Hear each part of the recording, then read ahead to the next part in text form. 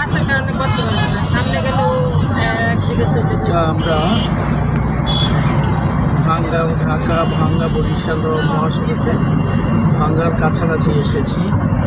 রাস্তাটা খুবই সুন্দর। বন্ধু হন আপনাদের দেখানোর জন্য আমি এই রাস্তাটা ভিডিও করতেছি। খুব একটি সুন্দর রাস্তা।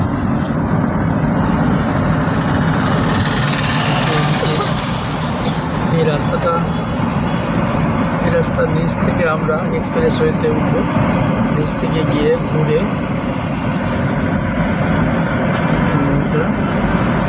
এই রাস্তাটা দিয়ে ঘুরে তারপরে এক্সপ্রেসওয়েতে উঠব। পরিবেশটি খুবই সুন্দর, যদিও গাড়ি রানিং অবস্থায় আমি এই ভিডিওটি করেছি। এটা চমৎকার পরিবেশ। এই হলো এটা।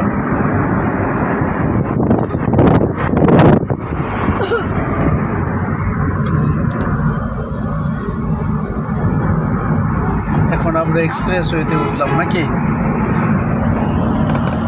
এই এক্সপ্রেসওয়েটা ঢাকার উদ্দেশ্যে এক্সপ্রেসওয়েতে উঠে শুরু করলাম।